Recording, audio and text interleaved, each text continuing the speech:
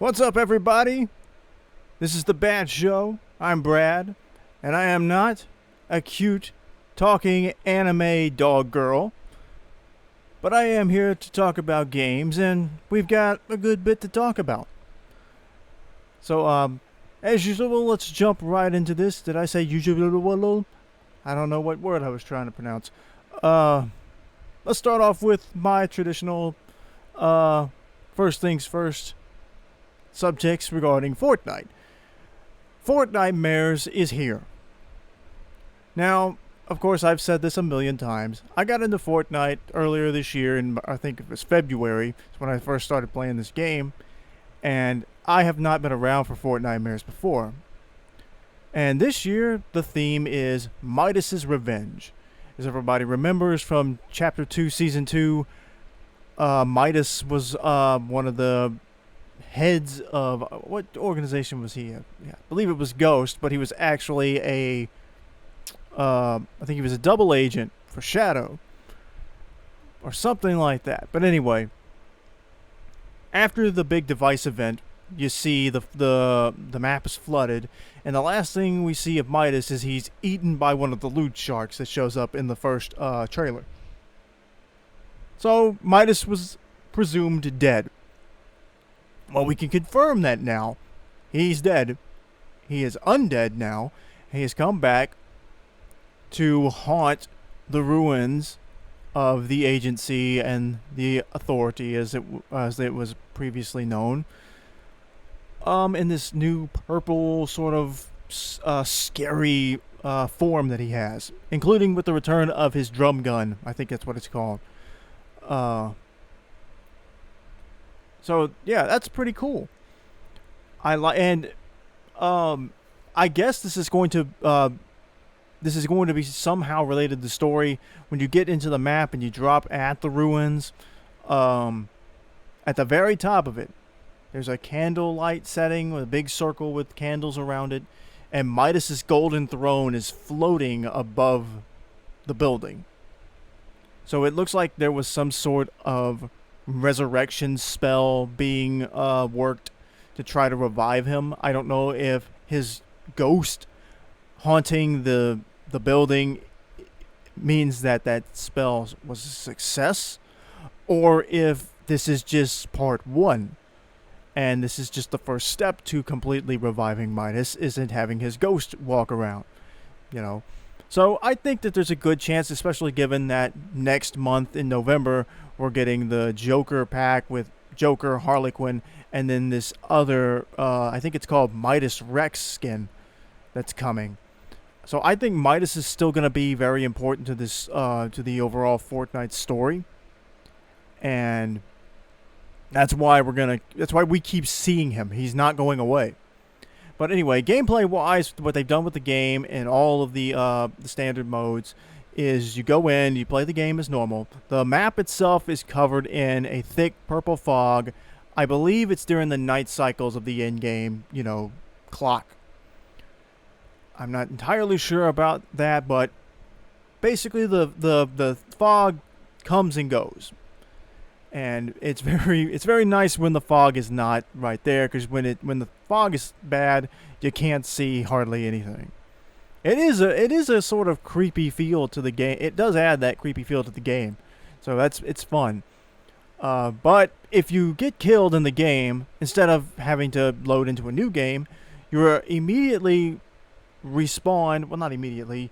The little device that takes you out of the game floats up into the sky and bursts, and you reemerge as a shadow, basically a ghost, where you can then continue to play in the game. Now, you can't pick up any guns, you can't use any weapons. Your only weapon is your own hands, your claws. It's the only thing you have to fight with.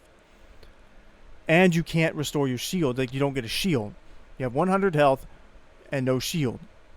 But the benefit of being reincarnated, or being, in this state of, this in-between state between life and death, is you become part of Midas's undead army, and you're all together.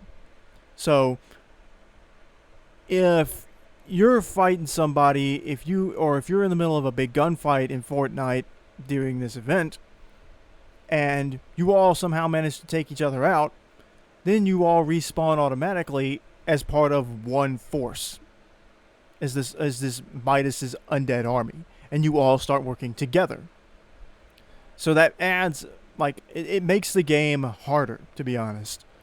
It's a very interesting challenge too. You know, it's one thing to be in a gigantic free-for-all, but when all the people who lost the free-for-all are, you know, now suddenly collectively against you, you can feel the pressure in that game. I was in that situation when I was playing yesterday, for the video that is supposed that well, I guess by the time this video drops, it will have been out for a day. I'm recording this. This is Friday around dinner time, right now as I'm speaking, and the first Fortnitemares video I did is going to come out tonight. So it will be out when this episode of The Bad Show comes out. Anyway, I was in a situation where I was the last living character still in the game. And I was facing, I think it was like maybe 15 ghosts were still out there. And they were having trouble finding me at first, but then one would find me. And I was barely managed to live. And I took out about 4 or 5 of them by myself. And then suddenly I got jumped by like 2 or 3. And then it was just too much. The numbers game got me. But, and apparently if you are the last remaining human character and you still lose, I guess I should explain that first.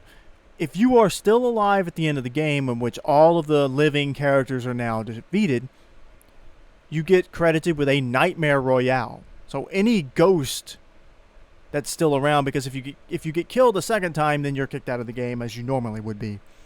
So, any surviving ghosts, as you know, as much of a oxymoron as that is credited with a Nightmare Royale. Apparently, though, if you are the last remaining living character, even if you get defeated, of course, if you're the last remaining living character, you don't respawn as a ghost, because that defeats the purpose. Because, you know, there's no reason. There are no more living characters to defeat. And apparently the game credits you with a victory royale, because I certainly have not played a game where I've defeated all the ghosts. But I got the legacy achievement for achieving a victory royale within Fortnite. I don't know if that's just an error or what, but I thought that was a cool little thing. Anyway, I guess to try to sum this up, this is a very cool thing. All the other bosses are still there. Wolverine's still there. Iron Man's still there. Dr. Doom is still there. They're putting in more of the superhero powers. I think She-Hulk's power has rotated in. The Gorgers still show up. It's a very cool, chaotic scene right now in that game. And it works very well. On top of that, the big rumor, I guess it's a rumor, I guess it's a leak, that, you know, supposedly like Ant-Man and Ghost Rider are coming to Fortnite. I haven't seen any, like, you know, like, there hasn't been any official rumbling of that yet, but apparently it's in the game's files, in the game's code, whatever. But not only that, but the Ghostbusters are coming at some point, I would assume within the next week, and there's some sort of specific achievements you get for using a Ghostbuster skin during Fortnitemares. So I like these little, like, holiday-specific events. These are cool, you know. And yeah, I also hope the Midas skin is available. I hope that, you know, there are Fortnitemares rewards you get. I hope the final one is the Midas skin. Supposedly it's going to come to the shop. I would hope that's not the case, but I don't know. I just because I have the Midas skin. I never did get to. I didn't get far enough in that battle pass because I was still trying to learn the game and exactly how all like the missions work. I wasn't worried about the missions when I first picked this game up, but I missed out on like the variants, like the solid gold Midas. That would have been really cool to have. But anyway, this is a cool thing. So yeah, if you're a big fan of Fortnite, go try this out. It's gonna. I think the Fortnitemares event runs through either November 2nd or 3rd. But Go check that out.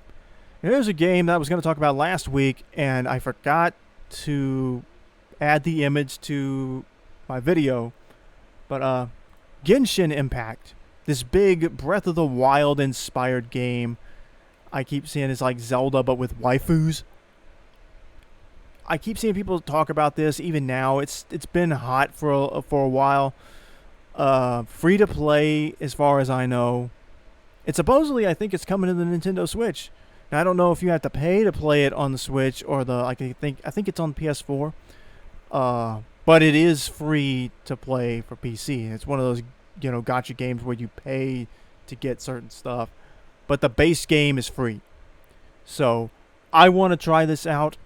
The only reason I'm not downloading this game right now is because my computer space is full. I need to get a hard drive and store all my old gameplay footage because I don't want to lose any of that stuff. Some of it I would be okay with throwing away, and I don't keep all of my Fortnite footage when I record it. When I do my 5 minutes of Fortnite videos, the ones I think are fairly uneventful and don't have anything that entertaining as a whole, I'll get rid of. But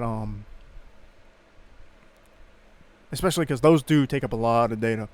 Anyway, this definitely looks cool. The Breath of the Wild visual style is very appealing. It looks almost like just exactly the same kind of game. It really does. From everything I've seen, it looks like somebody modded Breath of the Wild. But, it is what it is, I do want to check this out. Hopefully it won't be, too long from now. But I've got plenty of other games to play. So I am not in a hurry. I'm not going to force myself to play a game just because it's popular. And I can always come back and play this game whenever I want. It's free to play. The base game is. I believe so. Everything I understand about this says it is. But I just wanted to make sure I talked about that this week because it was the big talk 2 weeks ago, and I forgot to bring it up last week, and then I forgot to add it into my OBS sources, so I completely forgot to discuss it. So there it is, Genshin Impact. Next up, this kind of came out of nowhere. Fire Emblem is getting a 30th anniversary release of, I guess it's the third game. The first game. The Game Boy game. Not the Game Boy game. The NES game. And you get this big collection set where it looks like you get a cartridge of the game. I don't know if it's a functioning cartridge or not because I haven't really paid attention to this image. I just know this was the one that showed up in the trailer. I've only ever played one Fire Emblem game, and it was the Wii game. I think it was what was that called? Dawn of Radiance or something like that.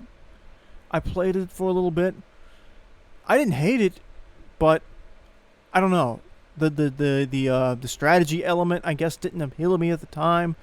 I would like to try it out now, but anyway.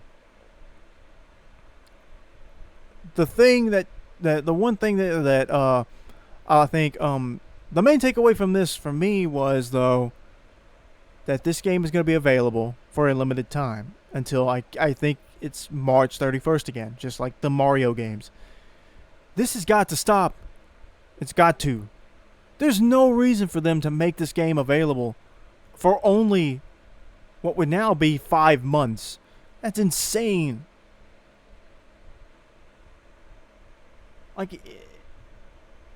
I guess the idea, and I saw people were comparing this to Mario, the 3D All-Stars release.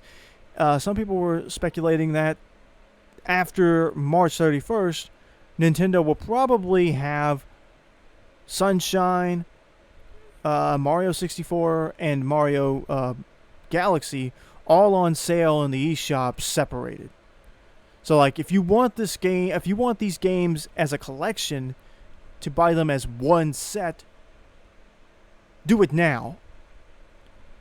I guess I think that's the idea people are going with, because come next year, they're probably going to up the prices. They're probably going to separate them and up the prices to get more money out of it. So, not like they wouldn't be making money now, but I did see something this morning I saw where the Mario 3D All-Stars may have broken some kind of sales record, which will reinforce Nintendo to do this, but I still feel like, I don't know. It's just dumb. It's just dumb. Like, to hang this on people's... And by the way, I think I talked about this before. I mean, I talked about this last week or the week before. But, like, that free bunny jump rope challenge game that was on the eShop, they were going to pull that at the end of September, but people flocked to get it before they did, and then they changed their mind and said, no, we're not going to pull it after all. Like, stop playing with people. Stop messing with people. And if you have a game, leave it, make it available to your customers. It makes no sense for them to be doing this kind of thing. And especially in this case, this is for an NES game. It's just dumb. Like, I could understand making like, I'm assuming, because I'll admit I didn't read too much into it, but still, like, if the idea is that the only way you can play this game is for 5 months and then they're going to pull it, even if it's from the, I mean, if it's for I guess, free of the online service where you can just log in and play any NES game, you know, that's still stupid. Add it to your collection. So people will pay you for your online service to play this game. I mean, I understand more for like a limited time physical release. I get that. That makes a little more sense to me, to do some big collection. But if they're going to pull the actual game itself digitally too and say, well, you can't play this game anymore, that's just dumb. Completely stupid, and just nobody should... Just stupid. I don't really know what else to say other than I hate that idea to make something available digitally for only a limited time. Just makes no sense. Not a whole lot to add to this next story, but Killer Instinct for, the Xbox One is getting a patch, or it may already be out, that will make it compatible with the next gen console. So you will be able to, there will be cross-play between, the generations. So that's good. It's good that Killer Instinct is going to still live on in the next generation of gaming, as there's still that push to get another Killer Instinct game made. And I would assume, hopefully with the idea of a more stable development than the last one. Because I still think that the 2013 Killer Instinct is very cool. It's a very fun game to play. I remember the year they revealed it. I think it was maybe 2012 was the year they announced that they were bringing Killer Instinct back. That was the most exciting takeaway from that Xbox presentation that I saw that year, I think. There were a few others I thought, hey, this is kind of cool. But Killer Instinct was like, oh, I remember that. This is cool. And they kind of just dropped the teaser. Phil Spencer, I think it was, walked out on stage and said, we've heard your request. Killer Instinct is coming back. And then he immediately moved on to the next subject. So, and that, from what I remember, got the biggest applause of the show, or one of. So it was definitely well received. But yeah, good to know that Killer Instinct will live on the new Xbox. Here's something, and I'm ashamed that I have not checked out the first set of DLC for this next game, but the second DLC set for Pokemon Sword and Shield, the Crown Tundra, is now available as of, I guess, yesterday, which would be Thursday when I'm recording this, or last night. But yeah, that is it. The game adds like at least 100 new Pokemon, or not new Pokemon, but it adds 100 Pokemon that were previously unavailable or unattainable, obtainable, not attainable, in the base game to the game, which is getting closer and closer to that full Pokédex that people wanted. and I said this before, like, I never understood why they couldn't just work the rest of the Pokemon into the game as DLC when they said that they weren't going to do that. It made no sense to me. And because they were asked point blank about that, like, are the other Pokemon coming? It's like, we have no interest in adding, we're not going to add more Pokemon. And then they started doing it. And I guess they realized how dumb that was, or maybe they were just trying to throw people off to surprise them. But why would you deny that? And I don't want to go back over that argument again, but at least they're doing it. They're adding Pokemon. I feel like by the time that all of the DLC is done, because I'm not convinced this is the last DLC for the game. I think we'll get more. And that's just pure speculation. That's just a pure gut feeling. But I think we're not done with DLC for Sword and Shield.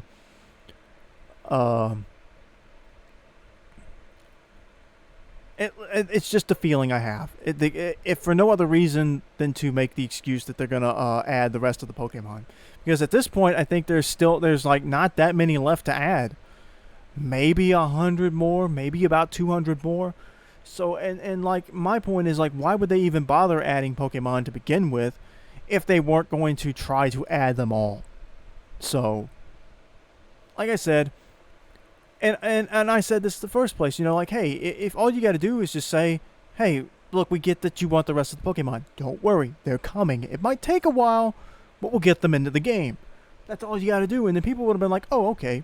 But instead, they played this weird game of saying, no, we're not adding the new Pokemon. Some of these Pokemon are not going to show up in the game.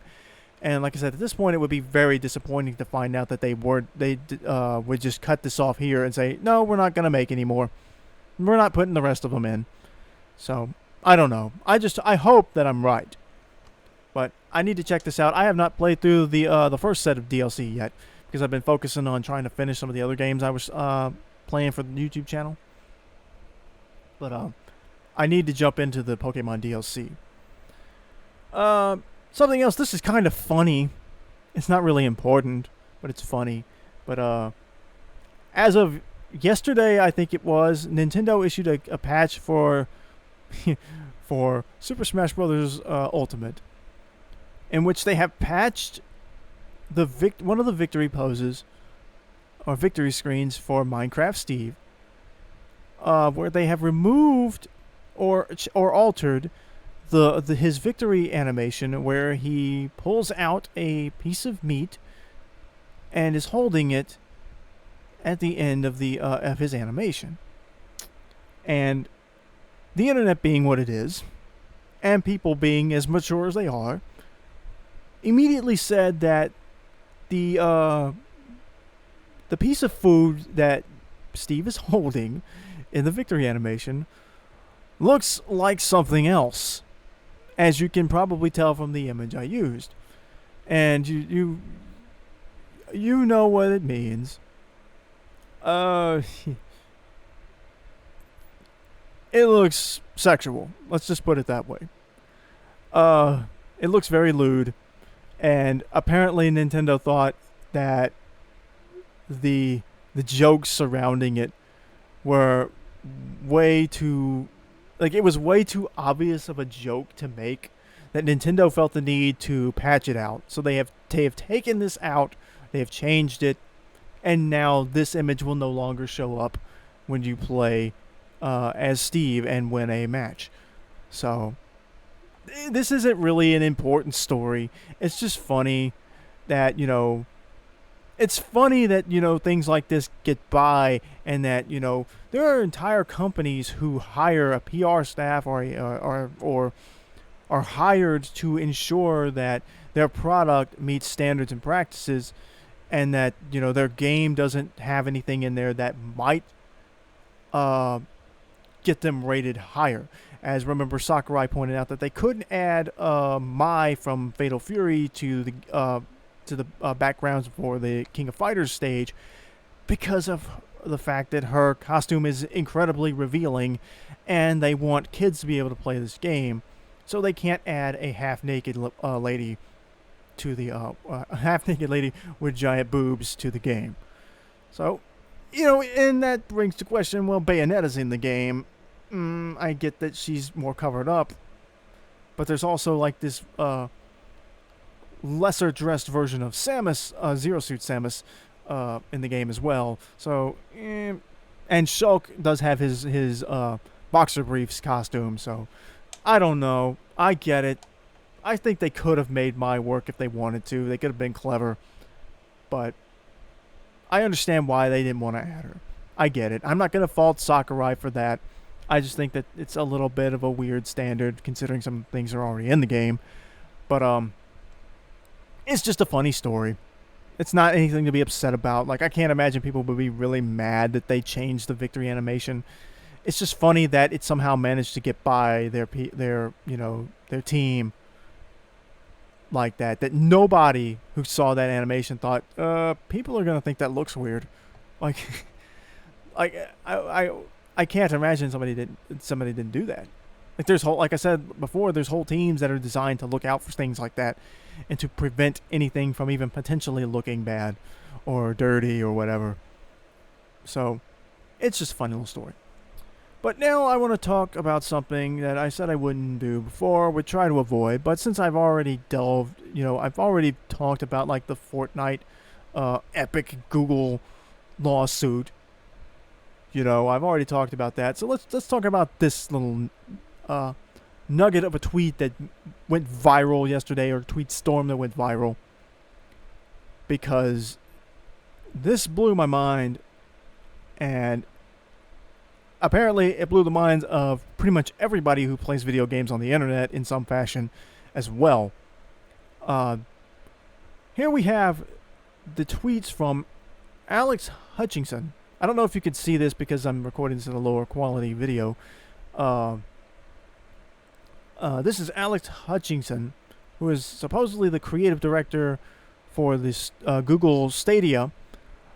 Although apparently as of today, his Twitter bio has clarified he is not the creative director for the Stadia, but more accurately, the creative director for a studio that was purchased by Google, to my understanding, to develop games for or to work on the Stadia or develop games for them.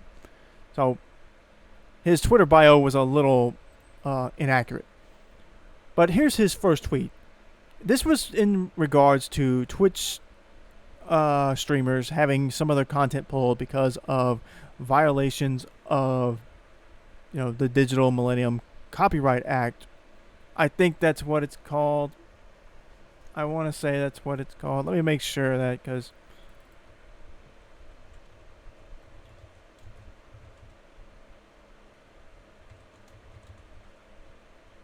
the Digital Millennium Copyright Act. Anyway, for a bunch of streamers got hit with violations and had some of their content taken down off of Twitch for using licensed music that they did not pay to license. And I can understand that, because playing music and stuff like that, I get that. Like, I would advise people to not use licensed music, for a game. Like, especially if your game that you're playing has audio in it, why would you want to mute that audio? Or why would you want to have a song playing over that audio, or music specifically? But, like, I don't understand that. Like, there's tons of game music you could use because it's all coming, like, I just don't understand it. But, like, I'm not, like, to me, it doesn't make any sense for a streamer to be like, oh, I'm playing, here, come watch me play Mario Kart while I play Breaking Benjamin or Metallica. Like, yeah, that doesn't make any sense. What does Metallica have to do with Mario Kart? Like, that doesn't make sense. But anyway, that's beside the point. This guy's tweet says streamers worried about getting their content pulled because they use music they didn't pay for should be more worried by the fact that they're streaming games they didn't pay for as well. It's all gone as soon as publishers decide to enforce it. That's quite the statement. Because it comes from the perspective that publishers are waiting to do this. And by all accounts, we've seen publishers move away from that line of thinking. Like, literally to the opposite of that. That publishers want streamers to stream their games. So, I don't know where this mindset would come from, other than just out of pure greed. Just the idea, like, hey, I deserve more money for no more work. Like, he wants streamers. Let me go ahead and throw up the second tweet, the one that people reacted to the most directly. The truth is, the streamers should be paying the developers and publishers of the games they stream. They should be buying a license like any real business and paying for the content they use.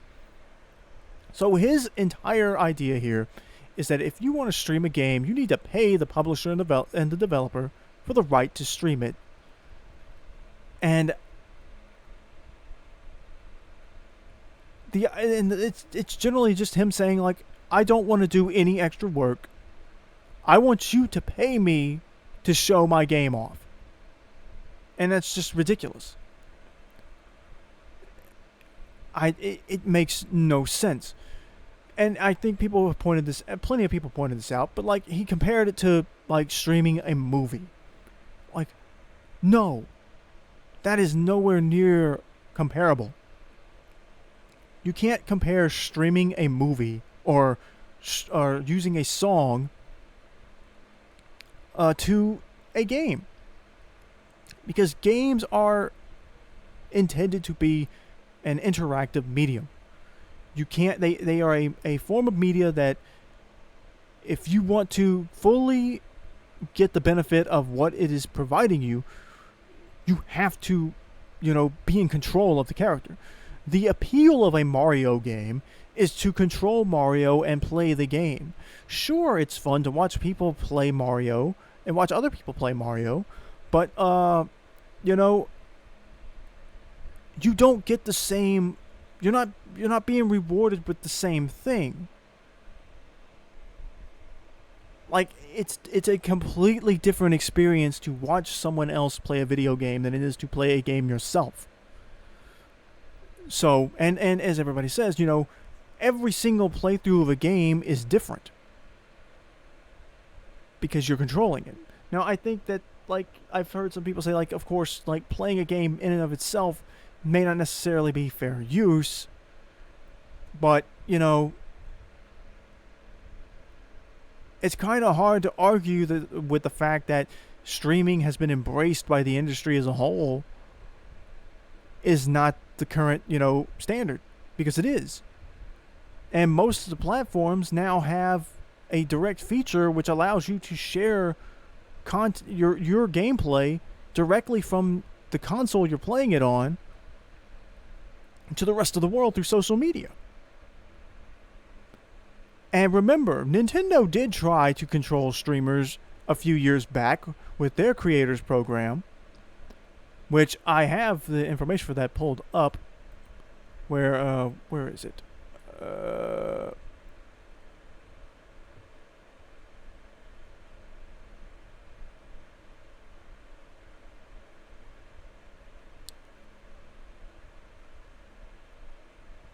It said that when Nintendo, this is from that I'm reading from. This is from Eurogamer, written by Emma Kent. This is from November 29th, 2018. It said the program, which launched in 2015, this is Nintendo's partnership program, allow content creators to receive 60% of the advertising revenue from videos containing Nintendo intellectual property, or 70% if they chose to designate their entire YouTube channel. So if you wanted to so you got a little bit more money if your entire YouTube channel was Nintendo focused. It was created following criticism. Nintendo was trying to claim YouTube ad revenues entirely for itself, although the creators program brought its own fair share of problems. When it was launched, approval services were overwhelmed, while YouTubers who wanted their entire channel approved were asked to remove any non-Nintendo videos first. See? So you want that big exclusivity of streaming this game from this Stadia guy, you got to take down their competition's videos first. See, there's always going to be a catch for stuff like that. But anyway, article goes on and says YouTubers who didn't join the program had their videos demonetized, while those who did join the program, I added that little part there. It says while those who did saw their revenue significantly reduced. 40% of advertising revenue from videos goes to Google, which meant the remaining 60% was then split between the content creator and Nintendo. So that means, let's do a little bit of math. Say you, so 60% of that 60% is what you get.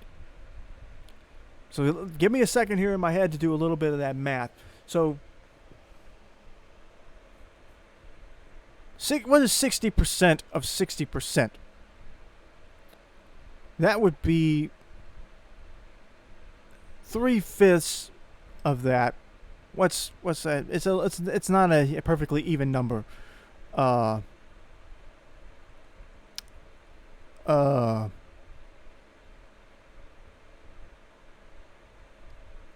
on, give me a second to figure this number out. Let's do the 70%. That one's a little easier.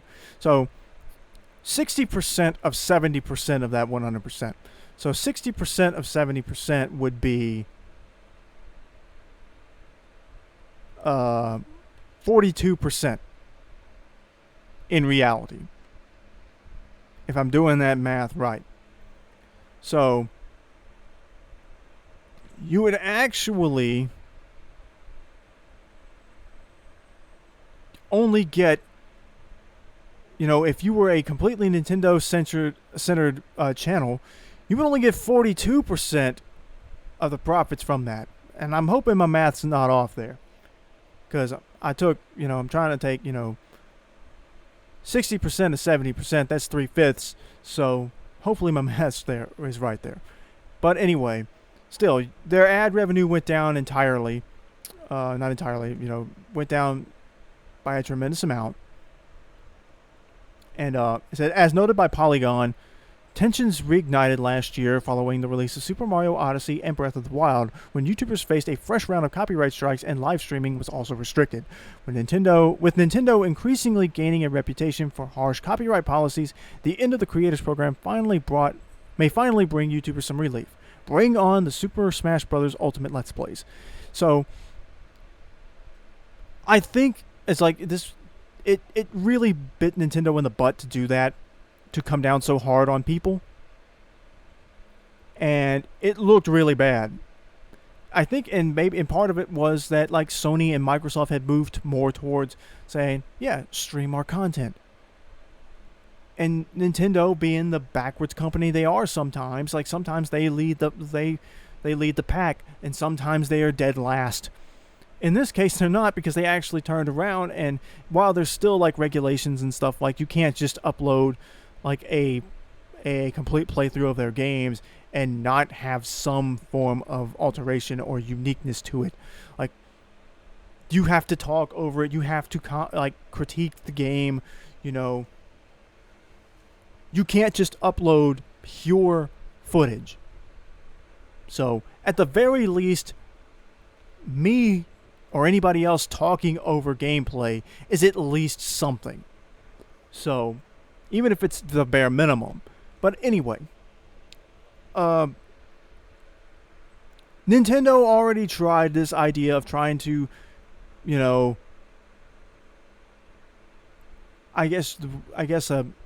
control sounds like not quite the right word for it, but they did try to basically do something similar to what this guy Hutchinson wants to do, in a way, basically to maximize profits off of streamers. And it turned a lot of people off. People were like, no, we're not going to do this. And they eventually got rid of it, and were much more open to people playing their games online, streaming their games. And I think part of that was with the release of Breath of the Wild and Odyssey, and how popular those games were. And then with the arrival of Smash Brothers being their big game, because Smash Brothers is their big game, even more so than I think than Zelda and Mario. So Smash Brothers coming out was definitely, I think, part of it. And they're like, people are going to be playing this game all over the place. It's, it is a big party game. It's not a single player game. People are going to want to watch this one. So I think they stopped fighting it, and they realized that this is and like all the other game devs and game publishers have realized, like, the streamers are providing you free advertisement. Hang on, crap, I had a brain fart. This just makes a stream is essentially a free advertisement for the game. Like, and I get it. Like, I don't think that, like, there's any way. Like, the guy's main point seems to be like, you're making money off of things you don't own the rights to. Let's say that even technically, maybe even legally, he's got a point. But then there are also, like, unofficially publisher, like, guidelines are as recognized on the internet. Like, most of these people are acknowledged that they are giving you permission to, like, even if they retain the ownership and copyright of the content. Usually, and I think in almost every case, you can find if you ask these publishers about this, they will say, we approve of streamers playing our games. Maybe we reserve the right to tell people that we think we we reserve the right to say, no, you're not allowed to do this whenever we want, but generally speaking, we allow for you to use our game as you see fit, and you can monetize it, make money off of it, whatever. But that has been the shift in the industry. The industry has 100% moved to accommodate and to work alongside streamers. And for this guy to make the statement that, with the idea that streamers should be paying these companies and these publishers to stream their game is it's insane. A lot of other people pointed this out, but most video game streamers do not make much money. It is very, very rare for a streamer to make a living streaming games. And even more rare, almost unheard of, for somebody to become wealthy doing it. Because there's a big difference between making a living doing that, meaning you can pay your bills and put food on the table by playing video games online, and then being actually like a celebrity, or signing multi-million-dollar deals to stream exclusively. That is something that most people will never reach. Most people will probably never build a big enough audience to monetize their videos anyway. As I sit here recording this video, YouTube tells me I have 21 subscribers, a grand total of 21 subscribers as of this very moment as I'm speaking. I ain't making no money streaming these games. So, I mean, the guy's argument is just terrible. It's terrible. And on top of that, like, he must not know what's going on, because one streamer by the name of, I assume this guy's name, I've never heard of this guy, I don't know, I'm hoping I'm saying his name right, it's Dan TDM, I believe. It's either Dant DM or Dan TDM.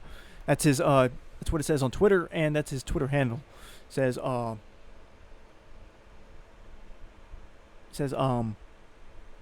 he responded to this guy's to Hutchinson saying, "You're also creative director at Stadia. Stadia literally paid me and many others to promote their product," and then added an upside down smiley face emoji. So here's a guy saying, like, hey, the product that you currently are a part of trying to help make successful has paid me money to do what you are speaking out against. So you're shooting yourself in the foot. And you're making your own product, or this product that you're involved with in some way, look bad. And then a really good one. Where did it go?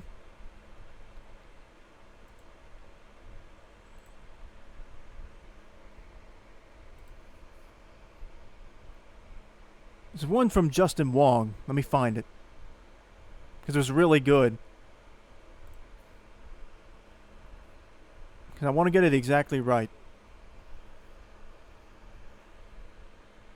I mean, I don't watch Jacksepticeye. I don't watch Jacksepticeye, nothing, because I don't watch very many YouTubers. I just don't.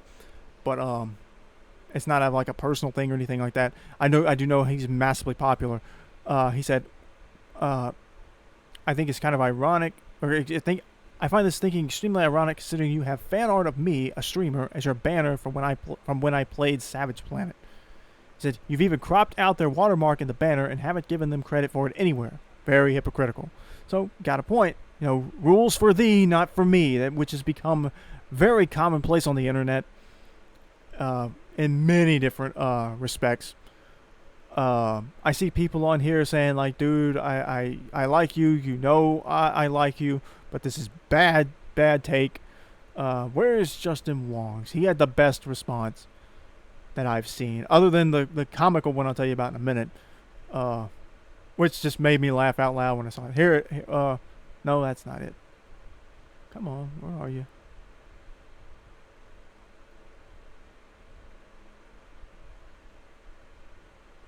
Oh, here it is. To further illustrate how antiquated this take is, here are the publicly posted policies on monetized streaming for the games you worked on. And it says, like, can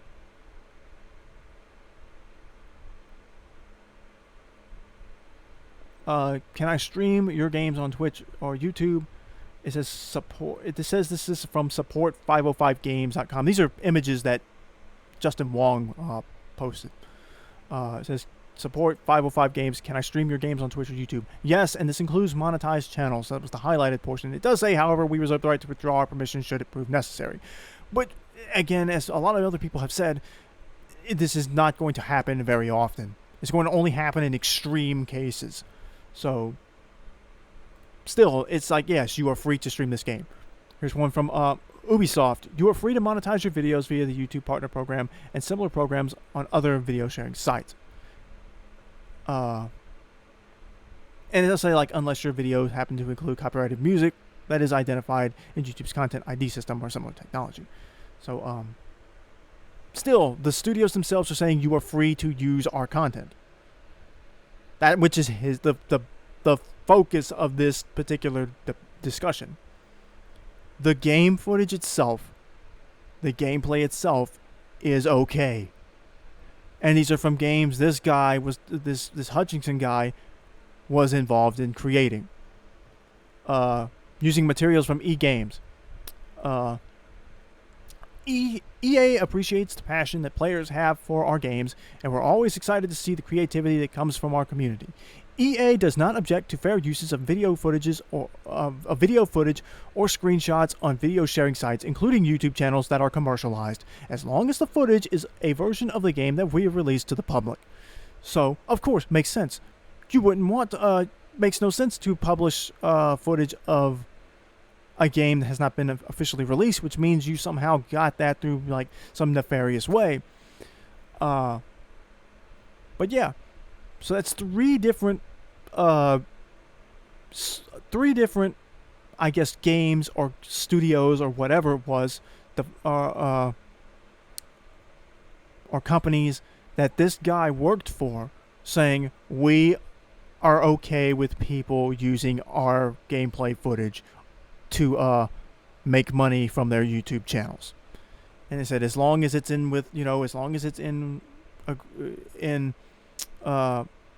as long as it's within the guidelines of YouTube or whatever, or like Twitch or wherever you're streaming. So the debate over the footage itself is settled. The vast majority, almost the entirety of game developers and producers believe that streamers help the industry and they help sales as opposed to hurt them or unjustly take money from them in some way. You know, to believe that, you would have to basically believe that like every single streamer is like making tons of money doing this, and they're not. Only a small handful of streamers are actually that successful. But it's just crazy. I mean, very few people actually agreed with the guy, but I would say hardly anybody with any sense of like name value was backing this guy. I even saw people from like outside of gaming pipe in to say this doesn't make any sense, like even a business sense, because the music industry does not work the same way that the gaming industry does, and neither does the film industry, and those mediums are consumed in a different way than games are. So it just is. It's different forms of art, and they have to be handled differently. And what may work for one doesn't necessarily work for the other, because it's a completely different other form of expression and just creation, for lack of a better term. But anyway, I just wanted to talk about that because it was such a terrible take, and I hope more people will talk about it, because this is a guy who, like I said, it's a verified Twitter account, a guy who works for Google, which it's hilarious that anybody who works for Google would be trying to argue morality or ethics with people, considering all the stuff Google has done over the years, selling your private information to companies to make money off of it. And let's not forget, the big YouTube scandal, which of course has been a pain in the butt for YouTube creators, where YouTube was caught violating the Child Online Protections Act, or whatever that, the COPPA, whatever they call it, because YouTube was was illegally collecting information on kids using their service. You're not supposed to collect information on underage users. That's illegal. And I think they got sued for like $180 million. But to get out of, but to try to, I don't know, to save face with the government or whatever it was, they decided that, okay, we'll in order to make up for this, we'll put all the responsibility in making sure that content is appropriately flagged for users on the shoulders of the content creators themselves. And if you violate this, then we'll terminate your channel, demonetize it, whatever the case, we'll remove your content. So it's on each individual now that's become the standard now, you have to label every video you have as either for kids, is it appropriate for kids or not appropriate for kids. There is no middle ground. It's either kids, everybody should, kids, this is specifically geared towards kids, or it's specifically geared towards adults. There is no middle ground. There is no general audience selection for this either.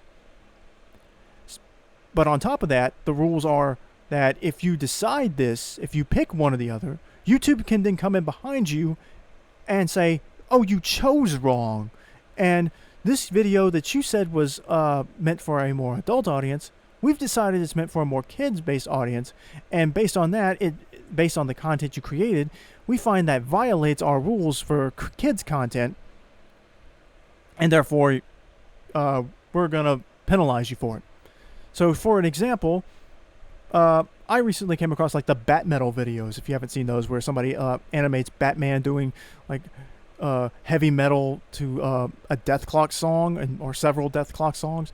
Definitely not geared towards kids, but it's a cartoon. And so theoretically, I don't believe this has happened, but theoretically, YouTube could come in and say, oh, this is an animated Batman thing, so kids would like this, and this is appropriate for kids. Or it should be appropriate for kids because it's a cartoon and it's about Batman. And in one of them, SpongeBob shows up. Some of the Disney characters show up, and it's clearly very violent and sexual, but we think because it's a cartoon, it's appropriate for kids, but it's also not appropriate for kids. So therefore, that's your fault because you didn't, because you made a content that would appeal to kids, even though you directly said this isn't appropriate for kids. So that's what YouTube and Google do. So it's hilarious that somebody who works for Google would want to pick a battle over ethics. But anyway, I've talked about this enough. This is a long show. Sorry about that. But I wanted to get all my thoughts out on this, and I think I did. So anyway, I hope you enjoyed listening to me rant about that. Maybe next week, some idiot who's just greedy and wants more money for no additional work or effort won't say something stupid. And we can talk about more fun things. So thanks for watching. Like and subscribe. Go watch all my gaming stuff. And we will see you next week. Thanks, and we'll see you later.